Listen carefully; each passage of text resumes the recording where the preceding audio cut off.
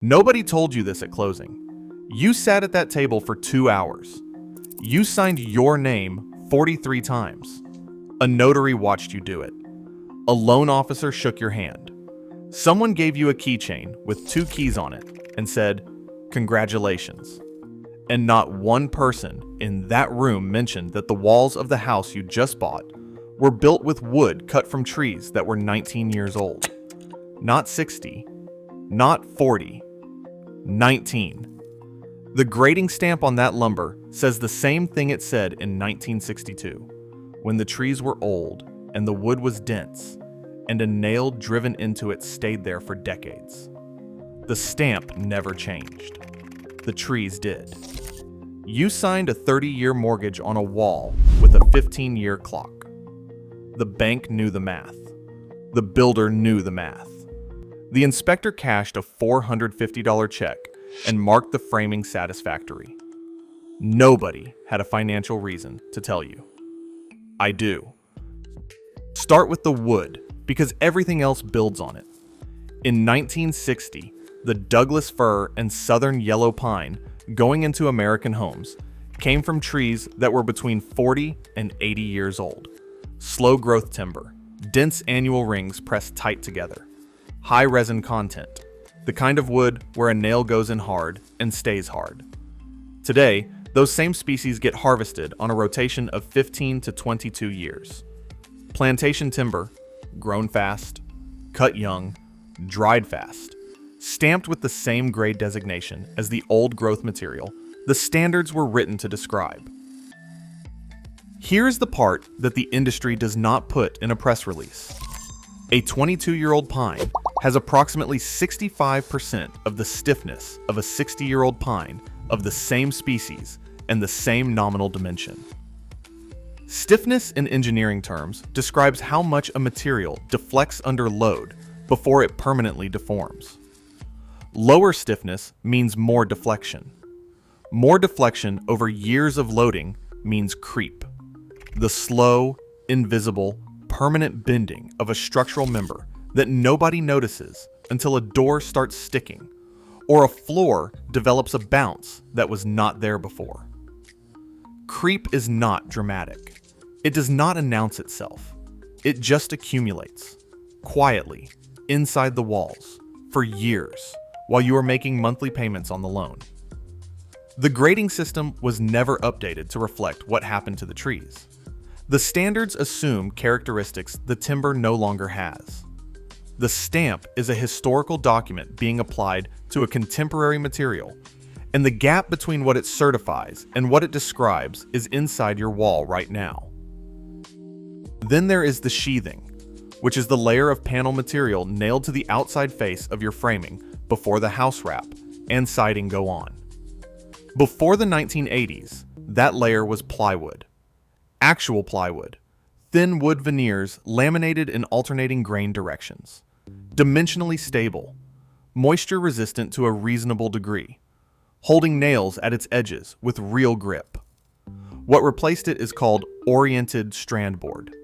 Small wood strands, 2 to 4 inches long, are bonded with wax and resin under heat and pressure. It costs about 30% less than plywood. Under dry conditions, it performs comparably. The problem is that a wall is never permanently dry. Moisture gets in around window penetrations, through imperfect tape joints, and through the seasonal breathing of the assembly itself. And when oriented strand board gets wet, it swells at its edges in a way plywood does not. The face layers swell differently than the core. That differential movement creates internal stress that, over enough wet-dry cycles, starts breaking down the panel from the inside. You cannot see this from outside the house. It happens behind the siding, behind the house wrap, in the dark part of the wall where nobody goes.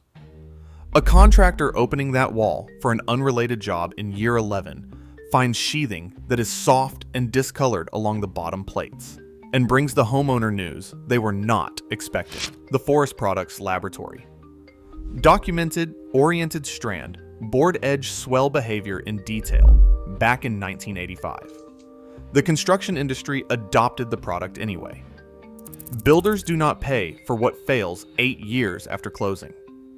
That cost belongs entirely to whoever is holding the house. But it doesn't end there.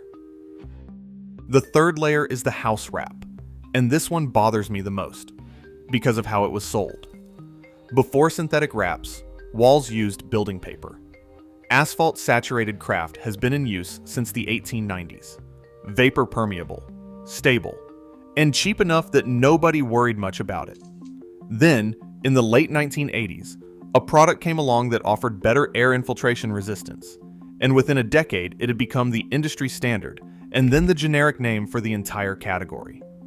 The documented service life of that material under UV exposure is 10 to 15 years. Behind the siding, it is not in direct sun, which helps. But where it is lapped incorrectly, or taped with the wrong tape, or compressed at a window or door penetration, thermal cycling does what UV would have done eventually anyway. The wrap expands and contracts with temperature changes. The tape lifts at the edges. The laps open. And now you have a wall that is no longer continuous, no longer protected, admitting air and water at the exact locations where the builder's tape was supposed to have made everything tight. A wall that is not continuous is not protected. The house wrap behind your siding is somewhere between 10 and 15 years old. Do the math on that against the remaining term of your mortgage. Now step back and look at how the money flows, because that is where this stops being a construction story and becomes something else. A builder developing a subdivision operates on a margin built around a target cost per square foot. Every line item on that budget was approved before the first lot was cleared. Framing, sheathing, house wrap, windows, drywall, roofing, all of it. Every substitution toward a cheaper material that meets minimum code is a margin improvement. Every upgrade is a margin reduction. The building code sets a floor, not a standard of durability. Minimum code compliance means a house that will not collapse, will not burn faster than the regulation allows, and will not harm its occupants immediately. It does not mean a house that performs structurally for 30 years. The Code Council has never claimed otherwise. The lender does not inspect the wall assembly. The lender sends an appraiser who compares the home to recent sales of similar homes nearby. The appraisal establishes a value.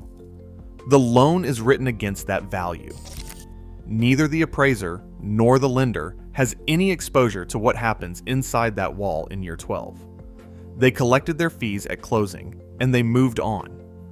By the time the wall becomes a problem, the original builder has typically dissolved the entity that built the subdivision.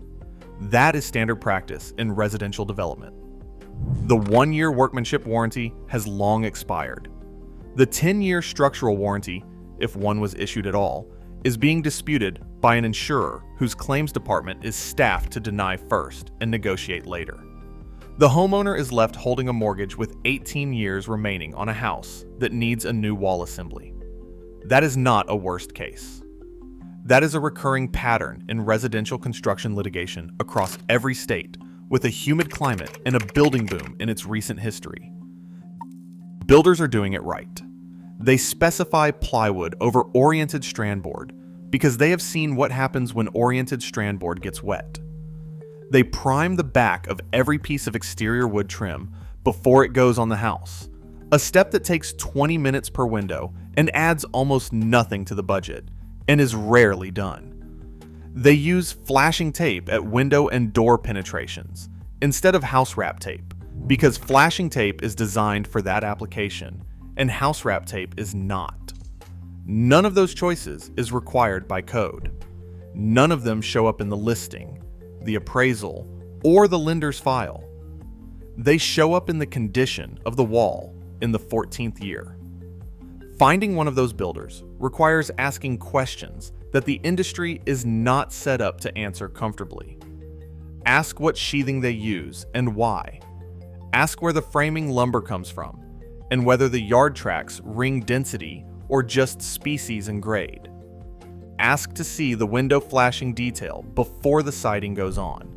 because that is the single most common entry point for water in a modern wall assembly, and the single most commonly botched detail in production home building. A builder who does it right will show you without hesitation. A builder who does not will pivot to the kitchen countertops, which are beautiful and which have nothing to do with whether your house is standing in 22 years. The countertops close the sale. The wall determines whether the sale was worth making. One more thing before you go back to that amortization schedule. The 30-year mortgage exists because it was designed to make a large asset affordable over time. The monthly payment is low enough to fit a budget.